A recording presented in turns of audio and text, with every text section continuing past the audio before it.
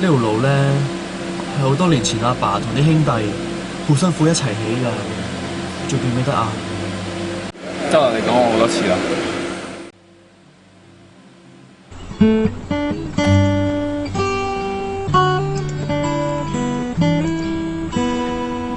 亦都好耐冇踩單車啦。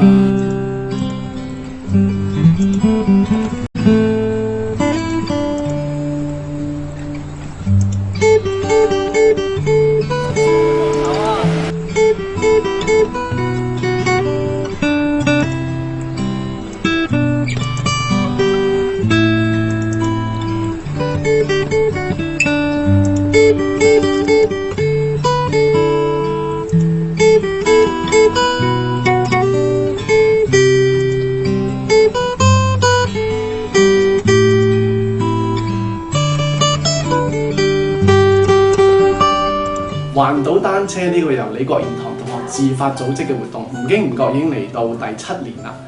呢個活動除咗每年能夠吸引到唔少嘅廣大內外人士參與之外咧，亦都能夠喚醒咗大家對一啲香港議題嘅關注。呢一年嘅主題係 They Build a Road, We Ride for All， 連同我哋嘅受惠機構香港耆康老人福利會，都希望大家能夠多啲關注香港而家長者所面對嘅一啲嘅種種問題。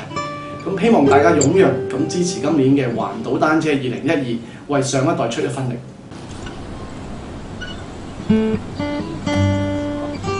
爸爸，我哋唔踩單車啦，哇！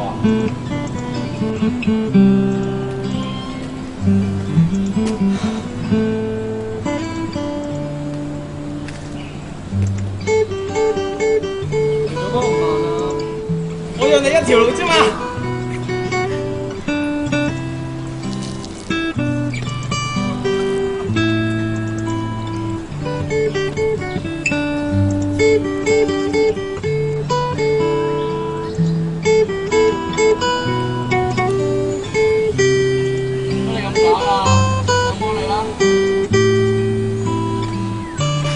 不如跟我一齊參加環島單車練下啦！環島單車2012， 6月9號6月9號約定你。夜晚9點正喺沙灣徑出發，一齊馳騁公路，匯報辛勞。